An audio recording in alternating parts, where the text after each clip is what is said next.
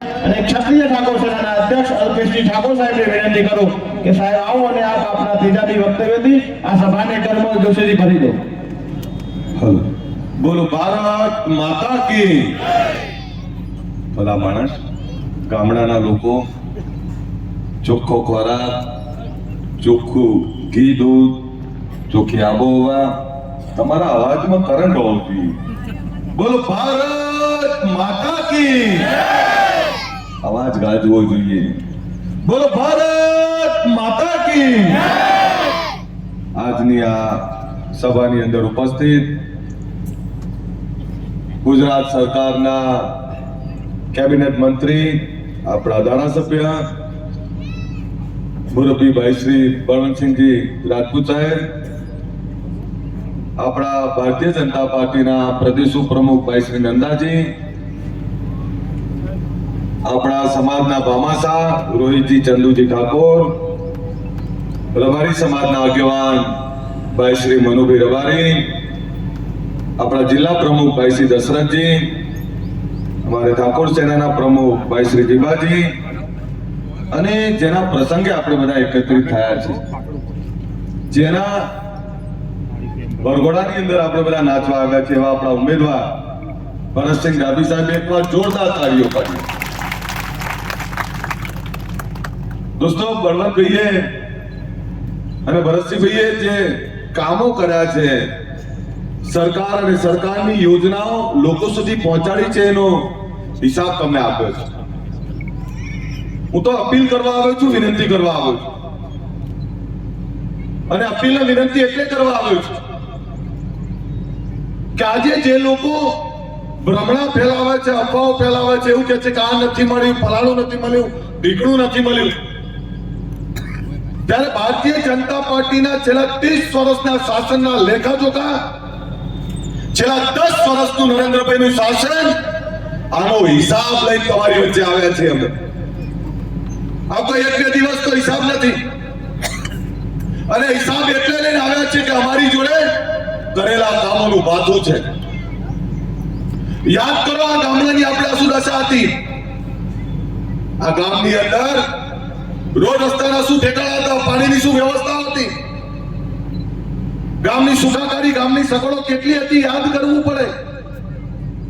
ઘણીવાર કોઈ પત્રકારે એવું કહ્યું કે મને કે 70 વર્ષનું શું કરવા યાદ કરો, પણ 70 વર્ષનું યાદ ના કરીએ તો 30 વર્ષમાં શું બદલાણું છે એની ખબર કેવી રીતે પડે. 70 વર્ષ કોંગ્રેસે આ દેશ અને આ ગુજરાતને લૂંટવાનું કામ કર્યું છે. આ એ દિવસો પર આ ગુજરાતે જોયા છે જ્યારે પીવાના સાચા હતા, એવા કંભાજિયા ને એવા પનોતી હતા આ લોકો. ક્યારે દિન ગુજરાતમાં દુષ્કાળ પડતો, ક્યારેક અતિવૃષ્ટિ થાય, ક્યારે પાણી ક્યારે ના પડે. એટલે ગુજરાતે દુષ્કાળ જોયો છે. આ ગુજરાતે કોમી તોફાનો જોયા છે. આ ગુજરાતે દવાની સારવાર યોગ્ય ના મળી એના કારણે અનેક લોકોને મોતને ભેટતા જોયા છે. આ ગુજરાતે રાતડીઓ કહીને જીવ દિવસો કાઢ્યા છે. આ ગુજરાતની અંદર અનેક યાતનાઓ આ ગુજરાતીઓએ ભોગવી છે. યાદ એટલે કરવું પડે કે ગામની અંદર પેલા એક થાંભલો માંગવો હોય લાઈટનો, અમારા આ ઘડિયાળ ધોળી પાઘડી વાળા મારા આગેવાનો બેઠા છે, એક લાઈટનો થાંભલો માંગવો હોય, આખા ગામના 5-25 આગેવાનો ભેગા થઈ અને નેતા જોડે વિનંતી કરવી પડતી કે હે મારા બાપ, અમને તું થાંભલો આપ. એ 5000 રૂપિયાનો થાંભલો આપવામાં આપણાને કેટલા હાથ જોડાવતા એ દિવસો પણ જોયા છે આપણે. આ કોંગ્રેસ વાળાને બોલવાનો અધિકાર જ નથી. યાદ કરો, એ કોંગ્રેસનું શાસન, એક વર્ષમાં 2 વાર રોડ બને, પણ ક્યાં કાગળ ઉપર. જોવા જાવ તો નીચે રોડ હોય જ નહીં, ખાઈ જાય. યાદ કરો, આ ગરીબોનું અનાજ પણ ખાઈ જતા. કોટા ઉપર અનાજ આવે નહીં, આયા પહેલા તો કેરોસીન મળતું, બધું ઉઠાઈને લઈ જતા. અમે ગરીબોને ના છોડ્યા. યાદ કરો ઉત્તર ગુજરાત, યાદ કરો આપણું આ કચ્છ, યાદ કરો સૌરાષ્ટ્ર, જ્યાં ઉનાળો પડે એટલે ગામના ગામ માલદાર લઈને ખાલી થઈ જાય. આ માલધારીઓ ડંગા લઈને ક્યાંક અમદાવાદ, ક્યાંક દક્ષિણ બાજુ ફરતા દેખાય. કેમ? તો કે પીવાના પાણીના ના માણસોની વ્યવસ્થા, ના જાનવરોના પાણીની વ્યવસ્થા. આ ગુજરાતે બહુ દરિદ્રતા, બહુ તકલીફો વેઠી છે. યાદ કરો એ કોંગ્રેસના શાસનના દિવસો, જ્યારે અમદાવાદમાં ભગવાન જગન્નાથની રથયાત્રા હોય અને રથયાત્રા જ્યારે નીકળતી હોય ત્યારે ત્યાં કોમી તોફાન થાય જ. આ કોંગ્રેસના શાસનમાં જાતિ જાતિ, કોમ કોમ, ધર્મ વચ્ચે લડાવવાના ષડયંત્રો કોંગ્રેસ વાળા જ કરતા. એ તોફાનો કરનારા એ ગુંડા તત્વો કોણ હતા? તો કે બધાને મદદ કોણ કરતું? તો કે કોંગ્રેસના નેતાઓ મદદ કરતા. યાદ કરાય દિવસો કે સૌરાષ્ટ્રમાં કોઈ જિલ્લામાં જઈએ તો બોર્ડ મારેલું હોય, તમારે અહીંયા કાયદો વ્યવસ્થાની હદ પૂરી થાય છે. ત્યાં કોઈ ગરીબ બોલી ના શકે, ઊંચા આજે વાત ના કરી શકે, એવું તો ગુંડા રાજ ને માફિયા રાજ હતું. આજે આ બદલાયેલું ગુજરાત છે. આ બદલાયેલો દેશ, આ વિકસિત ગુજરાત છે. નરેન્દ્રભાઈ જ્યારે પહેલી વાર આ ગુજરાતના મુખ્યમંત્રી બનવા આવ્યા ત્યારે એમણે એક એક વ્યક્તિની ચિંતા કરી. એમણે નક્કી કર્યું કે આ મારું ગુજરાત સોનાની ચીડિયા કેવી રીતે બને, મારો એક એક ગુજરાતી સુખી કેવી રીતે થાય, મારા ગામડાઓ સુખી કેવી રીતે થાય, એના માટેની નક્કર યોજનાઓ બનાવી. અરે એ દિવસો પણ યાદ કરો. આજે આપણે બધા ખેડૂતો સુખી છીએ ને, તો એ તો મારા નર્મદા ગામડે ગામડે પધાર્યા છે ને એના કારણે. હું બળવંતભાઈનો આભાર માનું એકવાર કે આપણા સરસ્વતી તાલુકાના તમામ તળાવોને એને પાઇપલાઇન થી જોડવાની યોજના મંજૂર કરાવી દીધી છે. એકવાર જોરદાર તાળીઓ મારી આપણે. માં નર્મદા ગુજરાતમાં ના હોય તો આપણા બધાની દશા શું હોત યાદ કલ્પના કરી છે ક્યારે? નર્મદાના દરવાજા મૂકવાના, એની ઊંચાઈ વધારવાની આ કોંગ્રેસ વાળાએ એનો વિરોધ કર્યો હતો. માં નર્મદાનો વિરોધ કર્યો હતો એમણે. કોંગ્રેસ વાળાએ શું નથી કર્યું? યાદ કરો, મનમોહનસિંહની સરકાર હતી ત્યારે 22 લાખ કરોડ રૂપિયાનું કૌભાંડ કર્યું. આ 22 લાખ કરોડ કોના હતા? એ મારા, તમારા, આપણા રૂપિયા હતા. લૂંટનારા કોણ હતા? તો કે બધા જ કોંગ્રેસી હતા. હમણાં બળવંતસિંહભાઈએ કહ્યું કે 15 પૈસા પહોંચતા જરૂરિયાત સુધી તો એ વખતે સરકાર કોની હતી? પંચાયતથી પાર્લામેન્ટ સુધી કોંગ્રેસ હતી. અને એ વખતે વડાપ્રધાન રાજીવ ગાંધી એવું કહેતા તો હું 1 રૂપિયો દિલ્હીથી મોકલું છું, પણ ખબર નહીં વચ્ચે 85 પૈસા કોણ ખાઈ જાય. એમને ખબર હતી કે આ તો મારા જ પાર્ટીના લોકો ખાઈ જાય છે. એવા લોકો હતા કે ગરીબોના મોઢાનો દિવાલો પર લઈ જતા. આજે ગુજરાત બદલાયું છે. આ ગુજરાતની અંદર માં નર્મદા એ ઉત્તર ગુજરાતથી લઈ, મધ્ય ગુજરાતથી લઈ, કચ્છથી લઈ સૌરાષ્ટ્ર સુધી તમામ જગ્યાએ માં નર્મદાના વધામણા થયા છે. અને માં નર્મદા આવ્યા પછી ખેડૂતોની આવક વધી છે, ખેડૂતોની સમૃદ્ધિ વધી છે. યાદ કરો, વાંચનથી આપણે પાટણ જેવો કેટલો કલાક, 1.5 કલાક થઈ જતો, અને અમદાવાદ જેવો તો 10-10 કલાક થતા. આ રોડ કોણે બનાયા? તો કે નરેન્દ્રભાઈ અને ભારતીય જનતા પાર્ટીની સરકારે બનાયા. આટલા સરસ રોડ અને ગામમાં દરેક શેરીએ આરસીસી હોય, પેવર બ્લોક લગાવવાના હોય, દરેક ઘર સુધી પીવાના પાણી પહોંચાડવાના હોય, દરેક ઘરને સુખાકારી આપવાની વાત કોણે કર્યું? તો કે નરેન્દ્રભાઈએ કર્યું છે. યાદ તો રહી દિવસો કે દેશની અંદર આપણે જમ્મુ કાશ્મીર જઈએ, પંજાબ બાજુ જઈએ, ત્યાં આતંકવાદીઓ પાકિસ્તાનમાંથી ગોળીબાર થતો હોય, આતંકવાદીઓ ગમે ત્યાં ઘૂસી જતા, અને આતંકવાદીઓને ડર નતો. કેમ?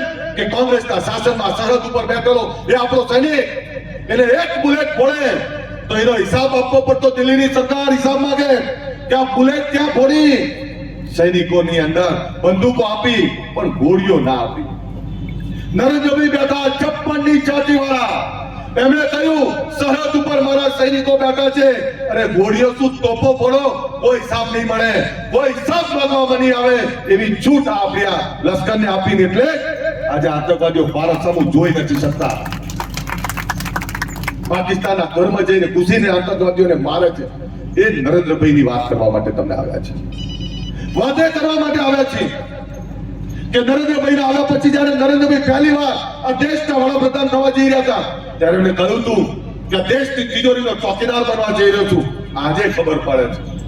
પેલા જનધન ખાતા ખોલાય ને ત્યારે કોંગ્રેસ વાળા બધા હસતા હતા, પેલા રૂપિયા વગરના ખાતા ખોલી શું કરશું? 55 કરોડ ખાતા ખોલાયા.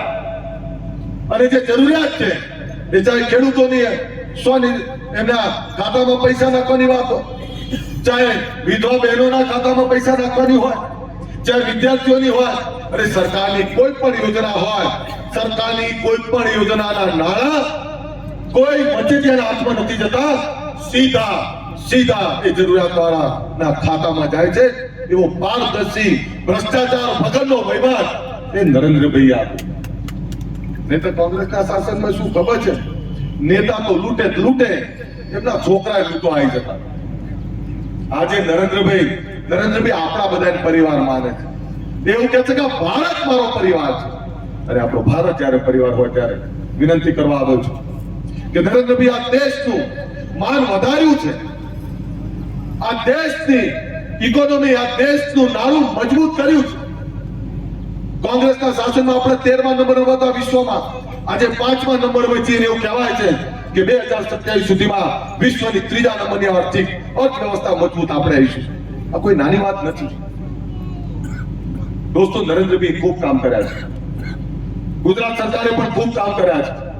ત્યારે તમને વિનંતી કરવા આવ્યા છે, જો તો કોઈ ભ્રમણામાં ના આવતા, ચૂંટણી કોઈ જાતિ, કોઈ ધર્મ, કોઈ વ્યક્તિની નથી. આ ચૂંટણી છે ભારતની આવનારી પેઢીઓના ઉજ્જવળ ભવિષ્યની. આ ચૂંટણી છે મારી, તમારી, આપણા નરેન્દ્રભાઈની ચૂંટણી છે. અને દોસ્તો, કોંગ્રેસની વાત એટલે નહીં કરું કારણ કે કોંગ્રેસ આખા દેશમાં નાબૂદ થઈ ગઈ છે. મને યાદ છે કે એ લોકો એક યાત્રા કરે કે ભારત છોડો. ભારત તૂટ્યો ક્યારે? ભારત તો તમારા શાસનમાં તૂટ્યો.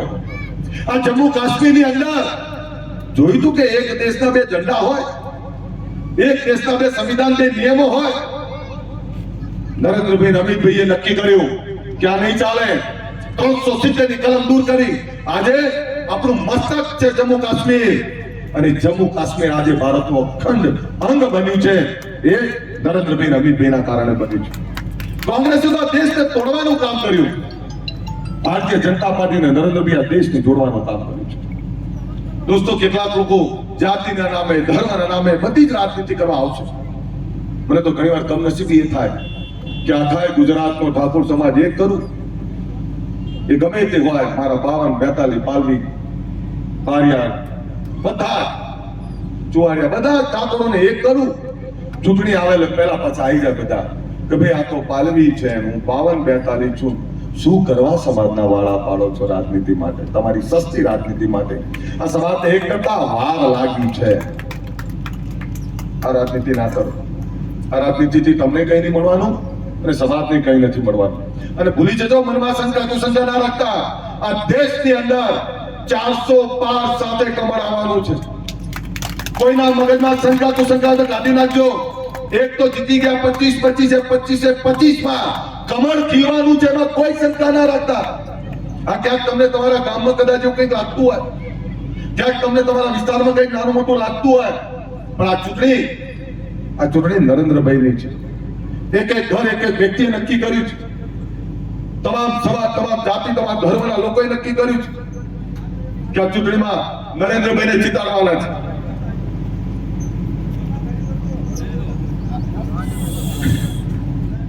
આપને કહું કે જે દારૂ બંધ કરાવવા માટે હું મતતો હોઉં છું, લોકો દારૂ બંધ કરી દે તોય સુખી થઈ જાય. ગરીબોનું સાંભળનારું આ સરકાર છે. એમણે જે સવાલ કર્યો એનો જવાબ આપું છું કે ગરીબોનું સાંભળનારી તો આ સરકાર છે. તમારા ઘરનું સપનું પૂરું કર્યું. તમારા ઘરમાં સીધા ખાતામાં પૈસા નાખે, 80 કરોડ ગરીબોને મફત અનાજ આપે. તો આ સરકારની જેટલી યોજનાઓ છે, એ બધી યોજનાઓ એ ગરીબો માટેની છે. એ દિવસો ભૂલી ગયા કે જે દિવસો ભૂલી ગયા તમે કે તમારું સ્વજન કોઈ માદું પડે ત્યારે તમારા દવાખાનાના પૈસા ના હોય, અને દવાખાનાના પૈસા ના હોય એટલે તમારા દાગીના ગીરવે મૂકવા પડતા, તમારે ઉછીના લેવા પડતા, વ્યાજે લેવા પડતા. અરે ભાઈ કઈ નથી, વાતમાં કઈ નથી. જેને આખા દેશને સોનાની ચીડિયા બનાવી એની વાત આપણો ને, આમાં કઈ નથી. આપણે તો એવું છે કે એક બાજુ ગંગા વહી રહી છે, બે આકલા બાજુ ધ્યાન આપીએ. કોઈ જ ચિંતા ના કરો. આ દેશની અંદર તમામ ગરીબોની ચિંતા કરનાર નરેન્દ્ર મોદી છે. ગરીબોની કઈ ચિંતા નહીં કરતા. અરે ભાઈ આ 80 કરોડ લોકોને મફત અનાજ કોણ છે? આ ગરીબ છે. મફત 10 લાખ સુધીની સારવાર કરીએ કોણ છે? તો આ ગરીબ છે. તમામ લોકોને સુખાકારી વધારી આ તમામ ખેડૂતોના ખાતામાં પૈસા કોણ નાખે છે? તે જરૂરિયાતવાળા લોકો છે.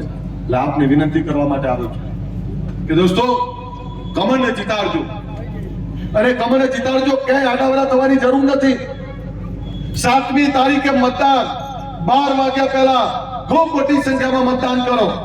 અને બીજું એ પણ કહું, કોઈ શંકા કુશંકા રાખતા નહીં. 7મી તારીખ પછી શું, ચૂંટણીના 10 દિવસ બાકી છે. આજે એક્ઝેક્ટ 10 દિવસ રહ્યા. જે લોકો તમને ખોટા ભરમાવે, વિચલિત કરે છે, એવા લોકોને કહેજો કે અમે તમને મત કેમ આપીએ. મારે તમને સીધો સવાલ છે, કોંગ્રેસને મત આપો કેમ? એમને એક સવાલ કરજો, શું તમે ભારતીય જનતા પાર્ટીએ કરે છે એવા કામો કરી શકશો? શું તમે આથી બીજું સવાયું બીજું કઈ કરી શકવાના છો? અને ભારતીય જનતા પાર્ટીને મત કેમ? ગુજરાતને ફરીથી ગુંડાઓના હાથમાં નથી સોંપવું. આ ગુજરાતને, આ દેશને ફરીથી ભ્રષ્ટાચારીઓના હાથમાં નથી સોંપવું. આ ગુજરાતની પાણીની વ્યવસ્થા જે સગવડો વધી છે એ અટકવા નથી દેવી. આ ગામડાઓને સારો સમકક્ષ બનાવ્યા છે, અટકવા નથી દેવા. મને કોઈ કોંગ્રેસ વાળા એમ જવાબ આપે કે કોંગ્રેસને વોટ કેમ આપો, એનું એક કારણ આપે તો સાહેબ એમને મરદ કહીશું. એમની જોડે કોઈ કારણ નથી. એ વાત કરશે બીજી ત્રીજી ફલાણી ઢોકળી. મુદ્દાની વાત નથી. ચૂંટણી તો મુદ્દાની હોય. ચૂંટણી તો પ્રજાના વિકાસની હોય. ચૂંટણીની અંદર તો પ્રજા માટે શું લાવશું એની હોય. કોંગ્રેસ જોડે કોઈ મુદ્દા નથી. વાત એવી કરે છે કે સંવિધાન બદલાઈ જશે. અરે શેનું સંવિધાન બદલાય? આ દેશના વડાપ્રધાન જ્યારે નરેન્દ્રભાઈ બન્યા ત્યારે નરેન્દ્રભાઈએ બાબા સાહેબ આંબેડકરને દંડવત પ્રદાન કર્યા હતા અને કહ્યું હતું કે હે મહામાનવ, તમે આ દેશનું જે સંવિધાન બનાવ્યું છે, આ દેશના જે નિયમો બનાવ્યા છે ગરીબો, વંચિતો અને આખા દેશ માટે, એનો ઈમાનદારીથી અમલ કરીશ. આ દેશનું સંવિધાન એનું જતન કરીશ. અને જે માણસ આ દેશના સંવિધાનનું જતન કરે છે એની સામે સવાલ કરો છો. તમે તો કેટલાય ભ્રષ્ટાચાર કર્યા, તમે આ દેશને લૂંટવા સિવાય કંઈ ના કર્યું, અને સવાલ અમારી સામે કરો છો. ભારતીય જનતા પાર્ટીનું કયું કામ ખરાબ?